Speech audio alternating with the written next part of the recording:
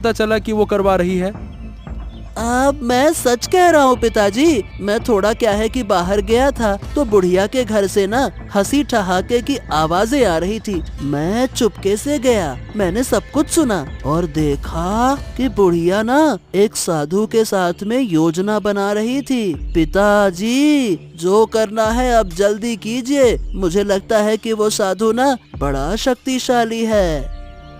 ओ, अब जब सब कुछ खुल ही गया है तो उस बुढ़िया को छोड़ना नहीं चाहिए। वो जिद करके हमारे विनाश की कोशिश कर रही है ना। वही तो, पर ये समझ में नहीं आ रहा पिताजी कि वो ऐसा कर क्यों रही है। मतलब वो हमसे गुस्सा है क्या? और गांव वाले उससे बात क्यों नहीं करते? हाँ, ये सब बातें जानने के लिए अभी तुम बहुत छोटे हो बेटा। चलो मैं जाता हूँ, हरेंद्र से बात करूंगा, फिर हम दोनों मिलकर बुढ़िया के घर जाएंगे और समझाएंगे। नहीं तो इसके अलावा तो कोई और उपाय नहीं दिखता। वही तो पिताजी, जल्दी कीजिए। मुझे उस साधु पर भरोसा नहीं है। बहुत ही बेकार हंसी हंसता है वो पैसे लेकर चला गया और यकीन है कि वो वापस आएगा।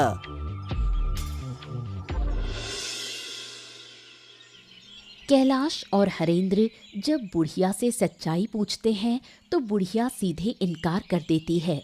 वो किसी भी तरह ये मानने को तैयार नहीं कि उसका इसमें किसी भी तरह का रोल है। ओ सुनो बुढ़िया, हमने तुम्हारे साथ कुछ नहीं किया और जिन लोगों ने ये किया अब वो जिंदा नहीं है। फिर भी तुम हमसे क्यों नाराज हो, मुझे समझ में नहीं आता। नाराज ना रहूं तो क्या करूं? तुम लोग मेरे किसी काम के नहीं। मैं यहाँ अकेली हूँ। मुझे कितनी मदद चाहिए तुम्हें इस बात का अंदाजा भी है। मेरे साथ दो शब्द बोलने वाला भी कोई नहीं। ऐसा है कि लोग तुमसे बात इसलिए नहीं करते क्योंकि तुम गुस्सैल हो, तुम्हें गुस्सा बहुत आता है। गांव वाले तुमसे डरते हैं, इसीलिए कोई तुम्हारे पास नहीं आता। पर इसका मतलब ये नहीं है कि तुम हमारे गांव को नुकसान पहुंचाओ। तुमने किया या नहीं किया इसका राज खुल चुका है, हम सब जान चुके हैं, इसीलिए इनकार मत करो। तुम लोग मेरा बार बार अपमान करते हो, मुझे बदनाम करते हो। इसका अंजाम अच्छा नहीं होगा। मैंने एक बार सब बर्दाश्त कर लिया। अगर ये सब मेरे साथ दोबारा हुआ तो ऐसा मत सोचना कि मैं तुम लोगों पर रहम कर लूंगी। अरे बुढ़िया, तुम बेकार में गुस्सा कर रही हो। हम तर्क करने नहीं आए हैं, हम शांति पूर्वक प्रेम पूर्वक बातें करने आए हैं। देखो, एक बार गांव की हालत तो देखो। एक गांव में सूरज उग नहीं रहा और दूसरे गांव में सूरज डूब नहीं रहा। ऐसे हालात पहले कभी किसी ने देखे हैं क्या? बताओ। अचरज की बात क्या है?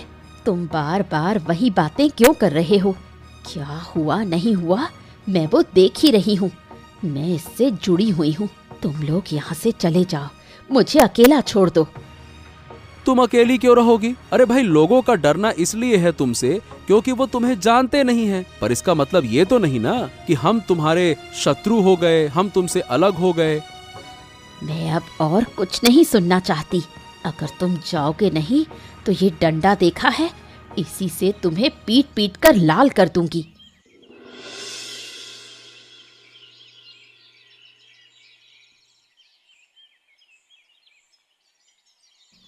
क्या तुम सच में उस बूढ़ी के पास गए थे? रिशान ने मुझे बताया। कुछ फायदा हुआ क्या?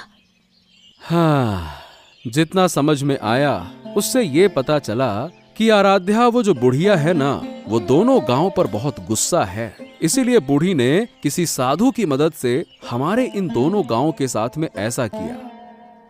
तो क्या इन दोनों गांव को फिर पहले जैसा करना संभव नहीं? ऐसा लगता तो नहीं है। मैंने और हरेंद्र ने मिलकर बूढ़ी को वैसे तो बहुत समझाने की कोशिश की, पर सही बताऊं बूढ़ी सुनना ही नहीं चाहती है। वो किसी भी तरह से हमारी बात समझना ही नहीं चाहती है। सच में मुझे तो डर लग रहा है। अगर ऐसे ही चलता रहा तो गांव में कोई नहीं बचेगा। धीरे धीरे सब कुछ नष्ट हो जाएगा।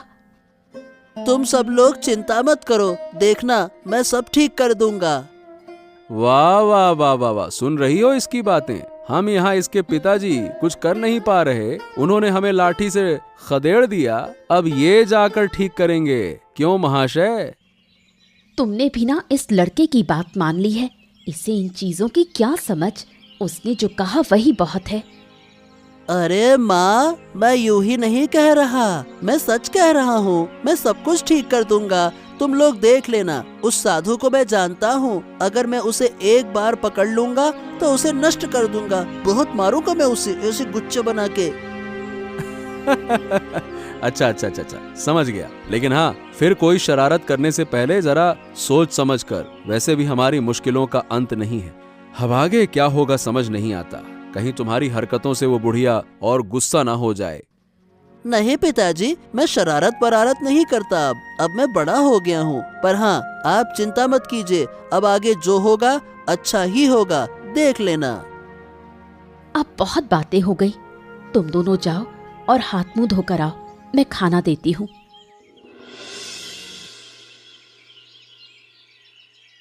अरे साधु बाबा, आइए आइए बैठिए। मैं तो आपका ही इंतजार कर रही थी। कितनी बातें हुई, आपको तो कुछ पता ही नहीं।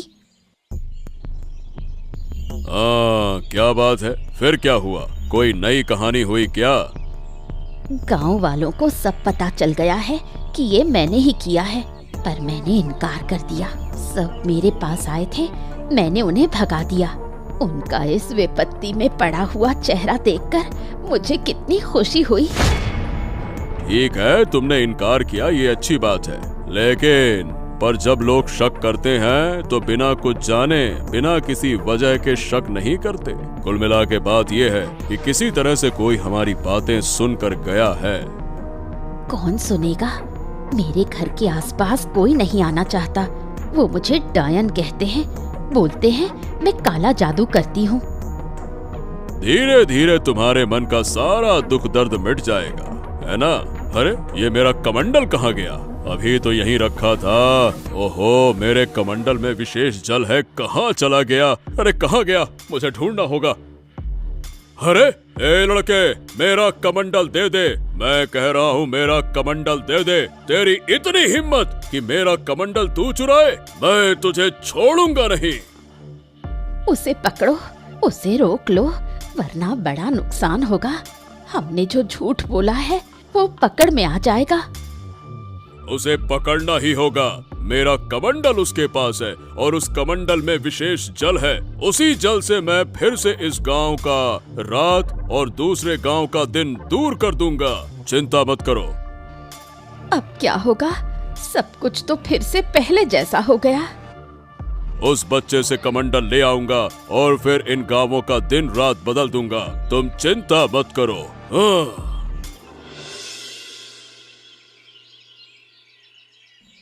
ए लड़के, तेरी इतनी हिम्मत कि तूने मेरा कमंडल छुआ, मैं तुझे श्राप दे सकता हूँ। क्या तू जानता है? मुझे किसी चीज का डर नहीं है। मैंने इन दोनों गांवों को फिर से पहले जैसा कर दिया है। इन दोनों गांवों की दुख चिंता दूर कर दी है मैंने। अरे मूर्ख बच्चे, तू इतना छोटा सा लड़का, पिद्दी सा, तू क्या समस्या दूर कर पाएगा? चल ला, मेरा कमंडल मुझे दे दे। उस कमंडल के पानी से मैं फिर से इस गांव की रात और दूसरे गांव का दिन, ये जो समस्या है, इसे दूर कर दूंगा। ला। मैं कभी ऐसा होने नहीं दूंगा। मैं इस कमंडल का पानी फेंक दूंगा, फिर देखता हूँ कि तुम दोबारा से एक गांव में रात और दूसरे गांव में दिन कैसे कर पाते हो। ए लड़के, मुझसे चालाकी मत कर, वरना इसका बहुत बुरा परिणाम भुगतना होगा। बच्चे, बिल्कुल बच्चे जैसे रह, ज्यादा बड़ेपन का ढोंग मत कर, समझा? फिर आप लोग इन दोनों गांवों को इतना नुकसान क्यों पहुंचा रहे हो? आप एक साधु बाबा हो, आप एक साधु महाराज हो, आपको तो गांव वालों की मदद करनी चाहिए ना। बेशक मैं मदद कर रहा हूँ, मैं बूढ़ी की मदद कर रहा हूँ, उसके दुख तकलीफ दूर कर रहा हूँ। ये तुम्हारी समस्या नहीं है और तुम्हारी समझ के बाहर की चीज है। चलो अब लाओ, मेरा कमंडल मुझे वापस करो। नहीं नहीं नहीं नहीं नहीं, मैं नहीं देने वाला। मैंने कह दिया ना, नहीं दूंगा, नहीं दूंगा तो नहीं दूंगा। किसी भी सूरत में तुम्हें ये कमंडल नहीं मिलेगा। ओह, ठीक है, तो अब तू दंड भुगतने के लिए तैयार हो जा, शरारती बच्चे।